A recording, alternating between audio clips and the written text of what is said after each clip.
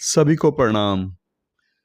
आज नक्षत्रों की श्रृंखला में हम बात करेंगे पुनर्वसु नक्षत्र की। पुनर्वसु नक्षत्र में किस ग्रह का प्रभाव क्या होता है, और यही नहीं करेंगे, फिर हम ये भी आज बताने वाले हैं कि पुनर्वसु नक्षत्र के किस चरण में ग्रह की स्थिति हो आपकी कुंडली में तो क्या फल होता है, और उस ग्रह पर कौन से ग्रह की दृष्टि अगर हो तो क्या परिवर्तन कर देती है वो दृष्टि उस ग्रह के फल में।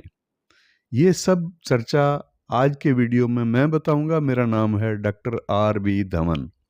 चलिए शुरू करते हैं सूर्य से। सूर्य की स्थिति अगर पुनर्वसु नक्षत्र में हो, और खास करके पुनर्वसु नक्षत्र के प्रथम चरण में सूर्य की स्थिति हो, यहाँ पुनर्वसु नक्षत्र के प्रथम चरण में सूर्य जातक को सुशिक्षित बनाता है। जातक अच्छा पढ़ा लिखा होता है और सुशिक्षित धनवान भी होता है, अपने समय में धनवान होता है जब वो वर्किंग होता है, यानी जब वो कमाने लगता है, धन की स्थिति उसकी अच्छी होती है और उसको ज्योतिष या धर्मशास्त्रों में भी इंटरेस्ट होता है, रुचि होती है। अब सूर्य की स्थिति अगर दूसरे चरण में हो पुनर्वसु नक्षत्र के, तो यहाँ भी सूर्य का फल शुभ बताया गया है। ये जातक गणित का जानकार होता है, गणित में विशेषज्ञ होता है और कुशल प्रशासक भी हो सकता है। ये जातक शिक्षा और राजनीति के क्षेत्र में भी ये सफल हो सकता है। इसमें अंतर्ज्ञान की शक्ति भी होती है। तीसरे चरण में अगर सूर्य की स्थिति हो पुनर्वसु के, तो यहाँ पर सूर्य की स्थिति शुभ फलदायक होती है। शुभ फल क्या होते हैं? यहाँ सूर्य के साथ अगर बृहस्पति की स्थिति भी हो, यानी बृहस्पति की युति भी हो, तो जातक उच्च कोटि का राजनीतिज्ञ होता है, और साथ ही साथ या फिर मंत्री पद को भी सुशोभित करने वाला होता है। अब ये चौथा चरण में अगर सूर्य की स्थिति हो पुनर्वसु के, यहाँ पर सूर्य की स्थिति थोड़ा सा शुभ फल नहीं देती। ये जीवन इसका संघर्षमय बनाने वाली स्थिति होगी, और अगर लगन भी इसी चरण में हो पुनर्वसु के चौथे चरण में, तो ये जातक असाध्य प्रकार की बीमारियों से पीड़ित भी हो सकता है।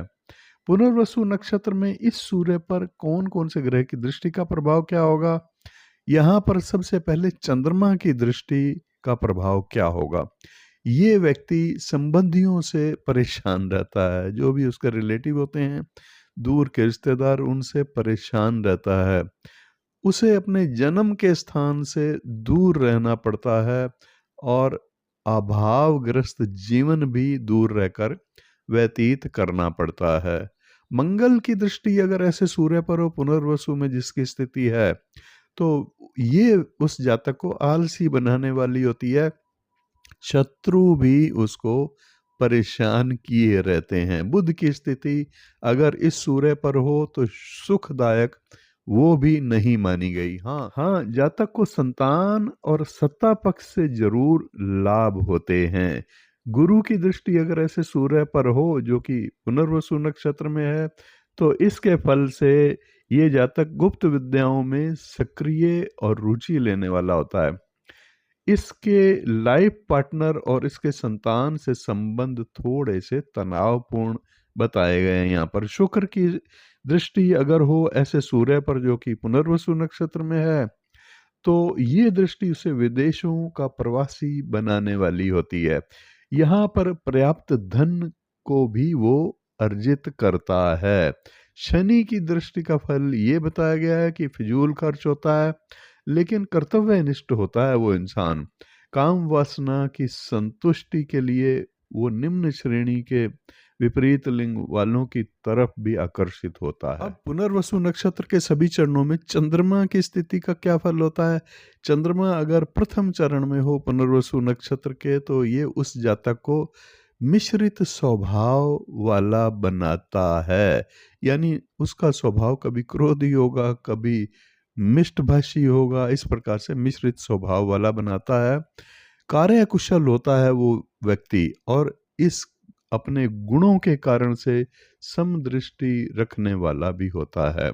दूसरे चरण में अगर चंद्रमा की स्थिति हो पुनर्वसु के, तो ये उस जातक को विपरीत लिंग की और रुचि ज्यादा होती है, मित्रता भी होती है उसकी, काम कला में वो प्रवीण होता है। और वैवाहिक संबंधों के मामले में कहा गया है कि ये वैवाहिक संबंध या तो एक से ज्यादा होते हैं, या फिर विवाह के बाद अन्य संबंध इसके 3-4 होते हैं। अपने गुणों के कारण जो कार्यशैली होती है इसकी, वो वाले गुण, उस कार्यशैली जो अपने व्यवसाय के लिए या इनकम के लिए वो नौकरी या बिजनेस करता है, उसमें वो विज्ञान का जानकार भी होता है, विज्ञान से संबंधित किसी कार्य को करने वाला होता है। वो दूत भी हो सकता है, राजदूत या दूतावास में भी कोई नौकरी करने वाला हो सकता है, पर उसे पैसा बर्बाद करने का खतरा भी होता है, जुआ, सट्टा या शेयर में नासमझी के कारण से। तीसरे चरण में अगर चंद्रमा की स्थिति हो पुनर्वसु के, तो यहाँ पर वो जातक दूसरे विपरीत लिंग से मित्रता करने वाला होता है, चतुर होता है, संगीत प्रिय होता है, साथ ही साथ इसको भी पैसा खराब करने की आदत होती है, जुआ, सट्टा या फिर नासमझी में शेयर में भी इंटरेस्ट लेता है जिसमें पैसा खराब होता है। चौथे चरण में अगर चंद्रमा की स्थिति हो पुनर्वसु नक्षत्र के, तो यहाँ पर ये चंद्रमा काम कला में प्रवीण बनाता है उस जातक को, और गुरु के साथ युति भी अगर हो इस चंद्रमा की, तो धनवान भी बनाता है उसको, कुटुंब का प्रमुख भी बनाता है अगर बृहस्पति साथ हो तो।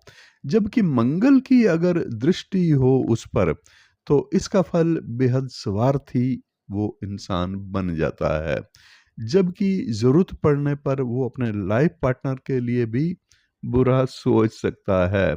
पुनर्वसु नक्षत्र में इस चंद्रमा पर सभी ग्रहों की दृष्टि का प्रभाव क्या बताया गया है? यहाँ पर सूर्य की दृष्टि अगर इस चंद्रमा पर हो, तो ये शुभ फल देने वाली होती है। ये व्यक्ति विद्वान भी होता है, सुशील भी होता है, लेकिन अभावों से भी घिरा हुआ होता है, कई तरह के अभाव उसको आर्थिक रूप से परेशान करते हैं। मंगल की दृष्टि ऐसे चंद्रमा पर हो तो उदार व्यक्तित्व वाला होता है और बुद्धिमान होता है, धनवान भी होता है, अनेक विषयों का जानकार होता है, ज्ञाता होता है अनेक विषयों का। बुध की दृष्टि अगर ऐसे चंद्रमा पर हो तो शासन से उसको लाभ की प्राप्ति अक्सर होती रहती है, और गुरु की दृष्टि उसको विद्वान बनाती है, प्रसिद्ध भी बनाती है, किसी विषय का वो प्रसिद्ध भी होता है, ये जातक परोपकारी भी होता है। शुक्र की दृष्टि अगर हो ऐसे चंद्रमा पर, तो इस कारण से उसे जीवन में सभी सुख भरपूर मात्रा में उपलब्ध होते हैं, सभी भौतिक सुखों की प्राप्ति उसको होती है। अब अगर शनि की दृष्टि ऐसे चंद्रमा पर हो तो अभावग्रस्त रखने वाली होती है, आर्थिक स्थिति में उसको परेशानी बनी रहती है, लाइफ पार्टनर से भी किसी न किसी परेशानी के कारण वो परेशान रहता है, या तो उसके वैवाहिक संबंध अच्छे नहीं होते, या फिर विवाह होने में भी कई बार मुश्किलें होती हैं। अब आगे है मंगल की स्थिति अगर पुनर्वसु नक्षत्र में हो, और पहले चरण में अगर मंगल की स्थिति हो पुनर्वसु के, तो ये स्थिति जातक को अचल संपत्ति से सुखी बनाती है। अचल संपत्ति उसके पास अच्छी खासी होती है, युद्ध प्रेमी वो इंसान होता है, मतलब कोई भी झगड़ा फसाद हो तो उसमें सबसे आगे आकर वो उसमें हिस्सा लेने वाला होता है, बार बार लड़ाई झगड़ा करने की इसकी इच्छा होती है, जरा सा भी इसको मौका मिलता है जब भी। ये जातक औषधियों से संबंधित या किसी केमिकल से संबंधित कार्य करने वाला होता है, लाभ भी उसको इसी कार्य से होता है। ये स्त्री हो या पुरुष कोई भी हो, उसमें चारित्रिक दोष का खतरा भी होता है। पुनर्वसु के दूसरे चरण में अगर मंगल ग्रह की स्थिति हो, तो ये जातक हो या जातिका उसको रति क्रीड़ा में प्रवीण बनाने वाली होती है, परिवार का स्नेह भी उसको प्राप्त होता है, और मीठे वचनों से दूसरों को प्रसन्न करने वाले ये लोग होते हैं। कर्म कांड यानी कि पूजा पाठ में इसको रुचि होती है, किसी धातु से संबंध होता है इसके कार्य या व्यवसाय या बिजनेस का, या फिर नौकरी करता हो तो प्राइवेट नौकरी में भी किसी धातु मेटल से संबंधित कोई कार्य होता है, उस कार्य में ये कुशाग्र बुद्धि वाला भी होता है, प्रवीण होता है। लेकिन झगड़े के मामले में ये जरूर अग्रणी होता है, ऐसे में ईर्ष्यालु भी थोड़ा ज्यादा होता है। अब मंगल की स्थिति अगर तीसरे चरण में हो पुनर्वसु के, तो ये मंगल जातक को विद्वानों का आदर सम्मान करने वाला बनाता है, तीव्र बुद्धि वाला और सफल व्यापारी भी होता है ये जातक। लाभ कमाने में उसकी बुद्धि बड़ी शानदार तरीके से काम करती है और अपनी बुद्धि का अच्छा उपयोग करने वाला होता है। सौभाग्यशाली होता है ये जातक मंगल के कारण से, और राज्य से उसको शासन से सहायता भी प्राप्त होती है और उसको लाभ भी होता है। चौथे चरण में अगर मंगल हो पुनर्वसु नक्षत्र के, तो सुंदर बनाता है ये जातक या जातिका को ये मंगल, और बुद्धिमान, कला कुशल, किसी भी कला में उसको रुचि हो तो उसमें कुशलता पूर्वक मान सम्मान की प्राप्ति भी उसको होती है। शांत स्वभाव, संतोषी प्रकृति वाला होता है, सम्मानित होता है, लेकिन इसका यश प्रतिष्ठा चंद्रमा की तरह घटती बढ़ती रहती है, मतलब हमेशा स्थिर नहीं रहती, एक जैसी नहीं रहती। ये पुरुष जातक अगर है, अगर ये पुरुष जातक हो तो जीवन उसका सुखी होता है, लेखन से वो संपत्ति प्राप्त कर सकता है, लेखन के किसी कार्य से संपत्ति की प्राप्ति होती है उसको, या पब्लिकेशन से दुर्घटना या यौन रोगों की संभावनाएं भी इस जातक पुरुष जातक को होती हैं। और अगर ये महिला का मंगल हो जो कि पुनर्वसु नक्षत्र के चौथे चरण में हो, तो गर्भपात या गर्भ से संबंधित शारीरिक तकलीफ भी उसको हो सकती है। अब पुनर्वसु नक्षत्र में मंगल और मंगल पर सभी ग्रहों की दृष्टि का प्रभाव, सूर्य का प्रभाव, दृष्टि प्रभाव क्या होगा इस मंगल पर। सूर्य से अगर ये मंगल दृष्ट हो तो ये जातक धनवान और अति बुद्धिमान होता है, धैर्यवान भी होता है, शक्ति संपन्न होता है, हर प्रकार की आर्थिक या मानसिक संपत्ति शक्ति उसके पास होती है। मंगल पर अगर चंद्रमा की दृष्टि हो तो ये जातक सेना से लाभान्वित हो सकता है, या सेना जैसे किसी और सिक्योरिटी सर्विस, पुलिस वगैरह से भी ये लाभ इसको मिल सकता है। अच्छे विपरीत लिंग वालों से इसकी मित्रता भी होती है। बुध की दृष्टि अगर ऐसे मंगल पर हो जो कि पुनर्वसु नक्षत्र में है, बुध उस जातक को गणितज्ञ बनाता है, गणित में अच्छी कुशलता प्राप्त करने वाला होता है, कविता में भी उसको प्रेम होता है, संगीत से भी उसको लगाव होता है, अवसर मिलने पर ये झूठ बोलने वाला भी होता है। और बुध अगर तीसरे या 11वें भाव में हो तो संगीत प्रेमी जबरदस्त होता है ये। बृहस्पति की दृष्टि अगर हो ऐसे मंगल पर जो कि पुनर्वसु नक्षत्र में है, तो ये दृष्टि बृहस्पति की उस जातक को परदेश में कष्ट की सूचना देती है। 40 वर्ष की आयु के बाद वो सुखी हो पाता है। शुक्र की दृष्टि ऐसे मंगल पर हो जो कि पुनर्वसु नक्षत्र में है, तो ये जातक चरित्रहीन विपरीत लिंग वाले से संबंध करने वाला होता है, अधिकांश समय उसके साथ व्यतीत करता अनैतिक या आपराधिक तरीकों से भी धन अर्जित करने वाला होता है। पुनर्वसु नक्षत्र में मंगल पर अगर शनि की दृष्टि हो तो ये दृष्टि उस जातक को धोखेबाज और आलसी बनाने वाली हो सकती है, और ये भ्रमण प्रिय होता है, घूमने फिरने का इसको शौक भी होता है, और या फिर लकड़ी से संबंधित कोई बिजनेस, फर्नीचर इत्यादि का होता है इसका। अब बुध की स्थिति अगर पुनर्वसु नक्षत्र में हो तो कौन से चरण में क्या फल होगा। पहले चरण में बुध की स्थिति पुनर्वसु के प्रथम चरण में हो, ये बुध की प्रथम चरण में स्थिति जातक को गणितज्ञ बनाती है, या फिर लेखन से संबंधित कार्य, अकाउंट, सीए, इन कामों से उसको लाभान्वित करने वाली होती है। ये अपने क्षेत्र में उच्च पद, उच्च सम्मान को प्राप्त करने वाला भी होता है, धनवान भी होता है, प्रसिद्ध भी होता है। कला इसके पास ये तो खूब होती है जिस कार्य से वो संबंधित होता है। ये किसी पूर्वाग्रह से ग्रसित नहीं होता, अपनी जिम्मेदारी को बखूबी निभाने वाला होता है। पुनर्वसु नक्षत्र के दूसरे चरण में अगर स्थिति हो बुध की तो सफल अकाउंटेंट बनाने वाली होती है या सीए बनाने वाली होती है। बिना भेदभाव के ये सबसे समान व्यवहार करने वाला होता है और सर्वत्र आदर को भी प्राप्त करने वाला होता है। तीसरे चरण में अगर बुध की स्थिति हो पुनर्वसु के तो यहाँ पर बुध परोपकारी भी बनाता है और निस्वार्थ भाव से समाज सेवा करने वाला भी बनाता है। चौथा चरण अगर बुध का हो पुनर्वसु नक्षत्र में तो धन दौलत से संपन्न होता है वो जातक। शासक का प्रिय होता है, यानी शासक या शासन में जो ऑफिसर हैं उनसे उसका अच्छा प्रेम भाव होता है। अपने जीवन में प्रसिद्धि भी प्राप्त करता है।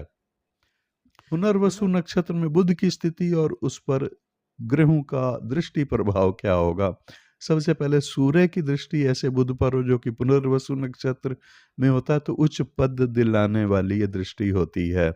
सत्य वक्ता होता है वो इंसान और सरकार से लाभान्वित भी होता है। अगर चंद्रमा की दृष्टि हो ऐसे बुध पर तो उसको वाचाल बनाती है, बहुत ज्यादा बोलने वाला पर उग्र स्वभाव वाला भी होता है।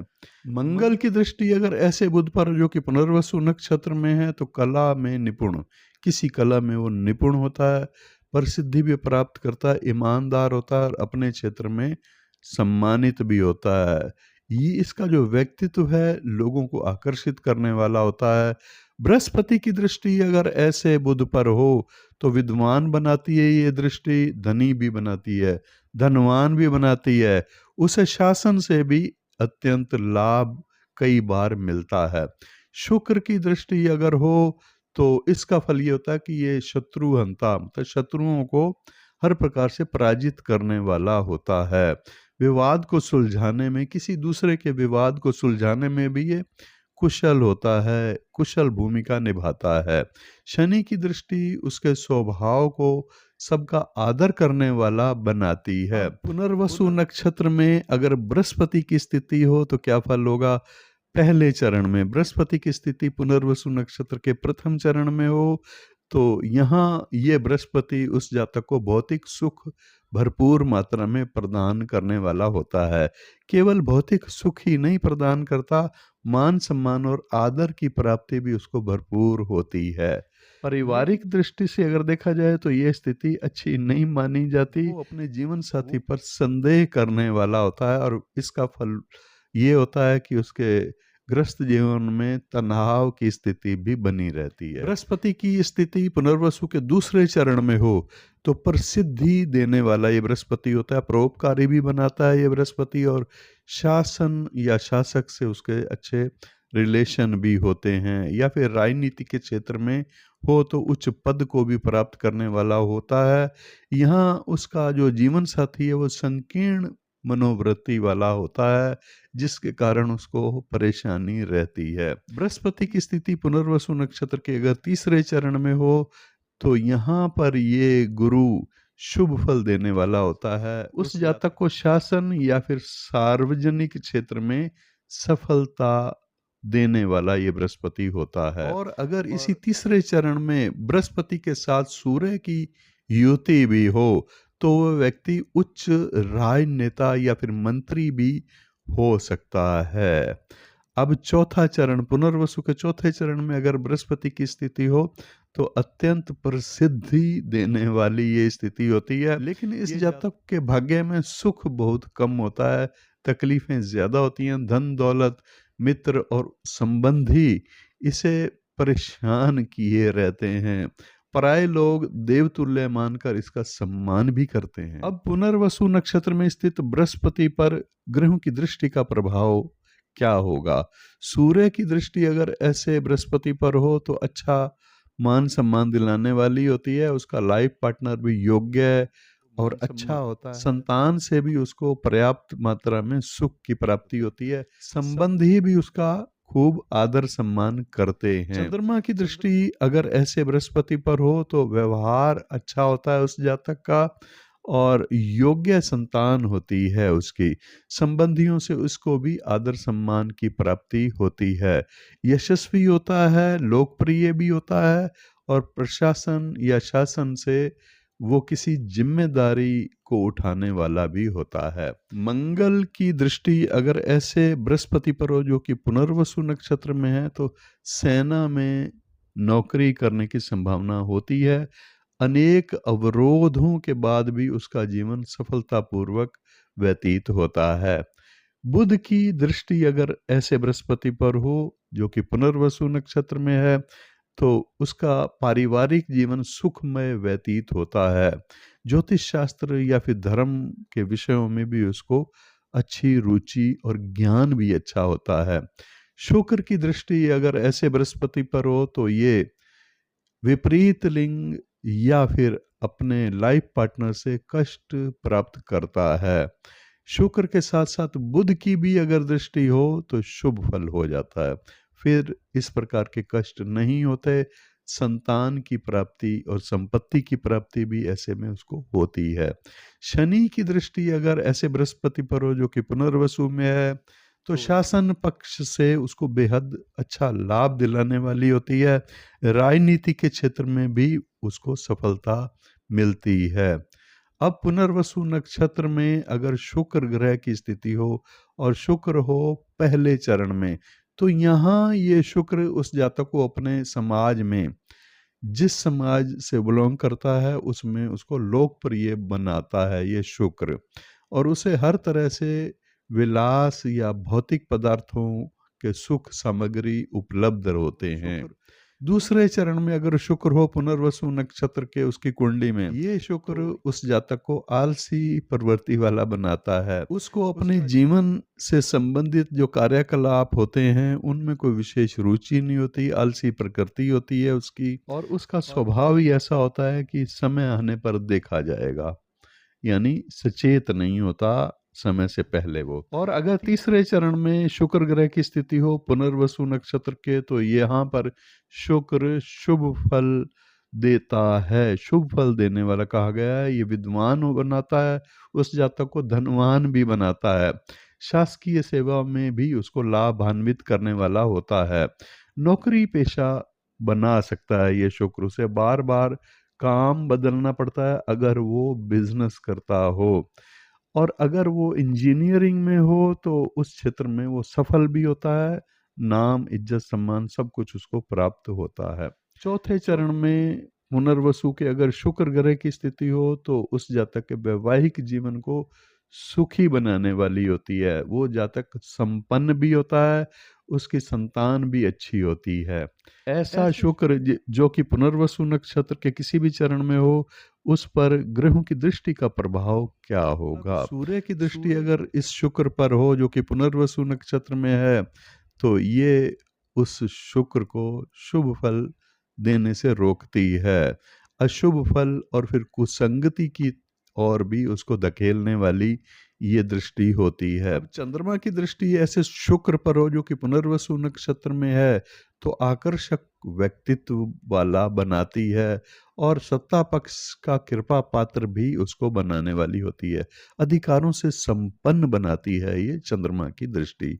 मंगल की दृष्टि उस जातक को प्राचीन शास्त्रों में निपुण बनाने वाली होती है, बुद्धिमान बनाती है, ज्ञानवान भी बनाती है। बुध की दृष्टि ऐसे शुक्र पर हो तो रणनीति और राजनीति दोनों को जानने वाला होता है, बुद्धिमान होता है और धनवान भी होता है ये जातक। गुरु की दृष्टि उसको धनवान के साथ साथ सर्वगुण संपन्न भी बनाती है, और समाज में उसका आदर सम्मान भी खूब होता है। शनि की दृष्टि अगर ऐसे शुक्र पर हो जो कि पुनर्वसु नक्षत्र में है, तो इस कारण से वो जातक जीवन में दुखों को प्राप्त भी करता है। तरह तरह के अपमान भी उसको समय समय पर अपनों से झेलने पड़ते हैं। अब पुनर्वसु नक्षत्र में शनि की स्थिति कौन से चरण में क्या फल देने वाली होती है, इसकी बात करते हैं। पुनर्वसु नक्षत्र के पहले चरण में अगर शनि की स्थिति हो तो इसका अच्छा फल नहीं माना गया। ये उस जातक को स्टोरिया बनाने वाली होती है, जुए सट्टे से संबंधित होता है वो व्यक्ति। इसमें पैसा बहुत बर्बाद भी होता है, उसका उड़ा देता है कभी कभी कोई कोई जातक सब कुछ, अपना संपत्ति वगैरह कर्जदार होने की नौबत भी आ सकती है। बचना चाहिए अगर किसी की कुंडली में शनि की स्थिति पुनर्वसु नक्षत्र के पहले चरण में है, तो ऐसी आदतों से दूर ही रहना भला होगा। कभी कभी ये जातक आपराधिक मामलों में भी फंस सकता है। दूसरे चरण में अगर पुनर्वसु नक्षत्र के दूसरे चरण में शनि ग्रह की स्थिति हो तो शनि ऐसे में अच्छे फल देने वाला होता है। वो व्यक्ति साहूकारी का कार्य भी करने वाला होता है और लोहे से संबंधित कार्य या बिजनेस हो अगर उसका, तो अत्यंत लाभकारी बिजनेस वो वाला होगा उसके लिए।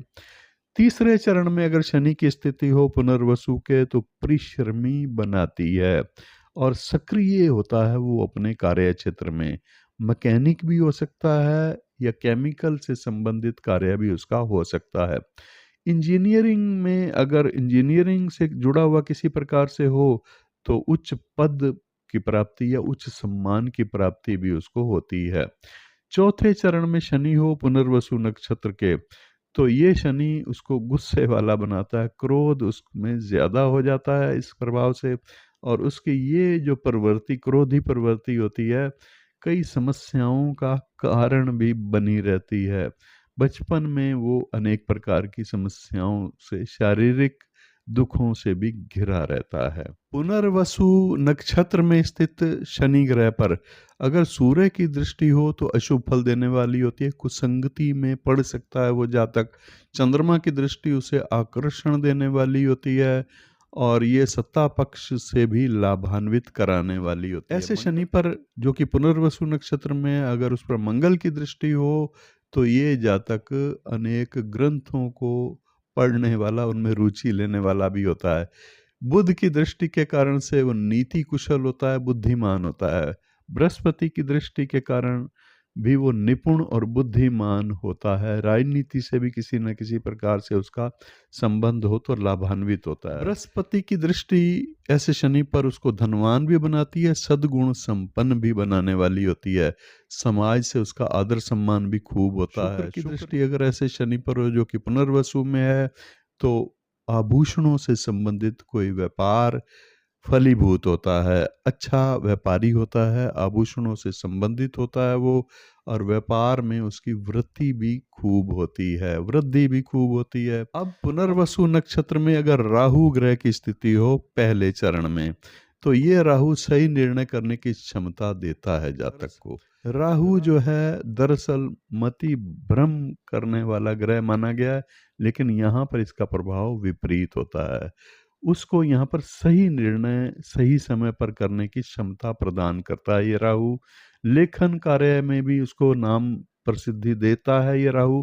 प्रकाशन या शिक्षण से संबंधित कोई कार्य हो तो उसमें भी लाभान्वित करवाता है ये राहु।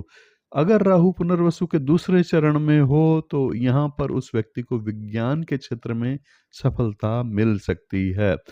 उसका कोई कार्य या फिर कोई शोध कार्य के कारण उसको प्रसिद्धि जबरदस्त मिल सकती है। ऐसा व्यक्ति आकर्षण का केंद्र होता है और उसका दृष्टिकोण उदार प्रकृति का होता है।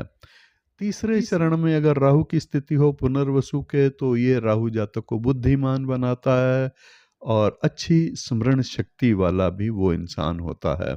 लोभ से दूर लेकिन संतोषी व्यक्तित्व होता है उसका। सरकारी नौकरी या फिर अकाउंट विभाग से संबंधित होता है और उसका प्रमुख भी हो सकता है।